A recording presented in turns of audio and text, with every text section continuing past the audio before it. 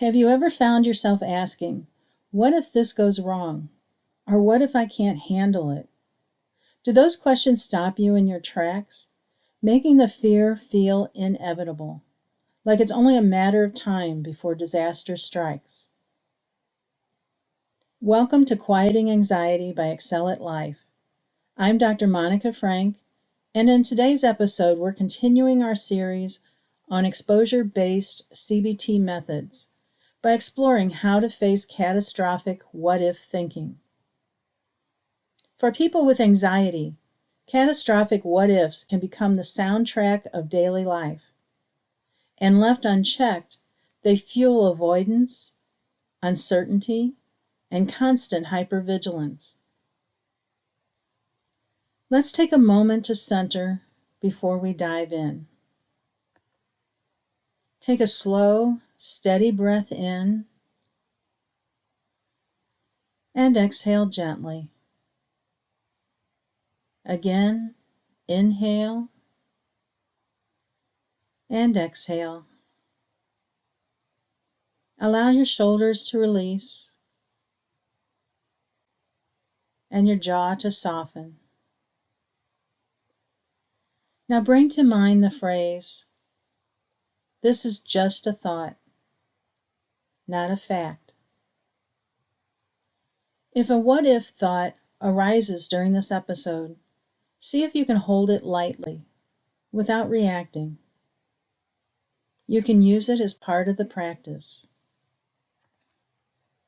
You've already learned cognitive techniques for identifying and reframing irrational thoughts. But now we're going a step further, using exposure to confront those what-ifs directly. Instead of running from them, we'll practice following them all the way through until their catastrophic power begins to weaken. This may sound uncomfortable, and it is. Exposure is designed to increase anxiety at first, but that temporary discomfort teaches your brain something powerful. You can tolerate the thought. The fear doesn't define you, and the catastrophe is not inevitable. What are catastrophic what-ifs? Catastrophic what-ifs are those anxious predictions that assume the worst-case scenario, such as, what if I faint in the grocery store? Or, what if my boss thinks I'm incompetent? Or, what if this anxiety never ends? The problem often isn't just the thought itself, it's the unfinished story. Most people never answer the question. They stop at what if and let fear fill in the blanks. You've already learned how to challenge catastrophic beliefs by examining probability and reframing the way you think. For many people, that's enough. The what-ifs lose their power once they are questioned logically. But for others, the fear of the what-if is so intense that they never actually take the next step of identifying what, in reality, is likely or unlikely to happen. Instead, the anxious mind keeps circling around the catastrophic what-if without ever finishing the thought. In these cases, reasoning alone may not reduce the fear. That's when exposure work becomes essential. By deliberately and repeatedly confronting the feared what-if through imaginal exposure, actually writing out or visualizing the scenario step by step, you teach your brain to tolerate the discomfort rather than avoid it. Instead of staying stuck in vague dread, you practice walking through the feared possibility until it feels less overwhelming. This process doesn't erase the what-if, but it changes your relationship to it. You learn that you can think about it, face it, and still be okay. And sometimes you learn it may not be as intolerable as you thought. How does exposure to what-ifs work? When we avoid what-if thoughts, they remain vague, powerful, and emotionally charged. By contrast, exposure means intentionally leaning into them. We ask, and then what? Again and again until the catastrophic chain either collapses or becomes manageable. At first, this raises anxiety. That's why it's an exposure. But repetition teaches your emotional brain what your rational brain may already know. Even if the feared scenario happened, you could still cope. Let me give you an example. Client states, "What if I have a panic attack in public?" Therapist challenges the what if. "And if you do?" Client, "People might think I'm crazy." Therapist, "And if they did?" Client, "They might avoid me." Therapist, "And then what happens?" Client, "I'd feel humiliated and weak." Therapist, "Can you handle that?" Client, "I wouldn't like it." Therapist, "But will you survive?" Client, "I guess so. It's just a feeling." By following the what if chain all the way, the fear loses its catastrophic edge. Embarrassment is uncomfortable, but survivable. In fact, one of the most powerful lessons of exposure is learning to sit with that discomfort rather than rushing to escape it. If the feared outcome is that others avoid you, judge you, or think less of you, the work is not to convince yourself it will never happen, because sometimes people do react that way. The work is to discover that even if it happens, you can endure it. This means practicing tolerance, allowing yourself to imagine or even experience situations where you feel avoided, dismissed, or embarrassed, and noticing what happens inside you. At first, your body may tense and your mind may scream to get away from the feeling. But with repeated practice, you begin to see that the sensations peak and then fade, and that your identity and worth are not shattered by someone else's reaction. Embarrassment feels sharp in the moment, but it doesn't last forever. You are capable of carrying it, moving through it, and continuing with your life. Exposure to these possibilities through imaginal exercises or real-life situations helps retrain your brain to stop treating embarrassment or avoidance as catastrophic threats. Instead, they become experiences you'd prefer to avoid, but no longer need to fear. Over time, this shift builds resilience, confidence, and freedom. The freedom to live your life without anxiety dictating where you can go or how you must act. How can you practice a what-if exposure? Begin by choosing a recurring what-if thought that tends to hook you. It might be something like, "What if I embarrass myself in front of my coworkers?" Or, "What if I don't check the locks on my doors tonight?"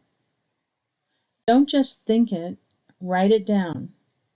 Putting the words on paper helps you commit to facing them rather than letting them swirl endlessly in your head.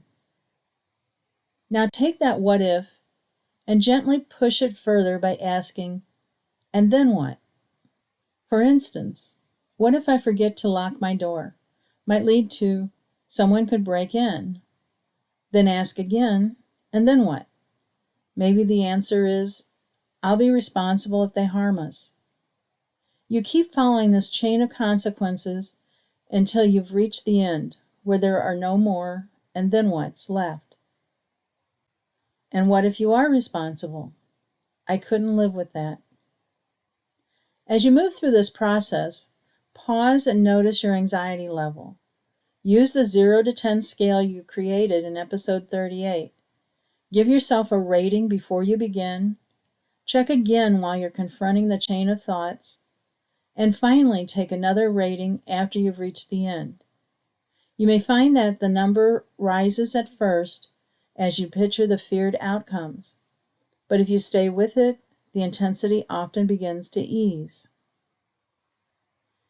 At this point, the therapist might encourage the client to sit with that anxiety, the image of danger, the fear of harm, the self-blame.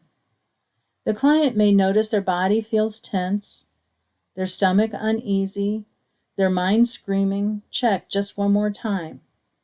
They rate their anxiety at an 8 out of a 10. They allow the fear to exist without acting on it. Over minutes, the fear might plateau and then gradually soften. They might realize, I cannot guarantee safety with checking, no matter how many times I do it. Checking endlessly doesn't prevent all danger. It only fuels my anxiety. With practice, the catastrophic edge of the what-if thought begins to dull.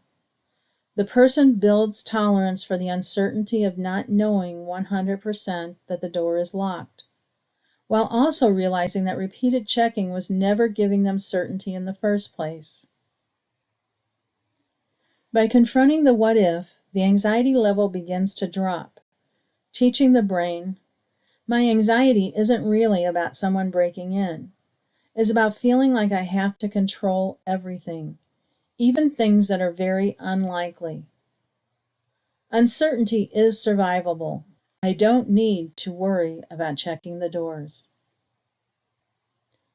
The power of this practice comes from repetition.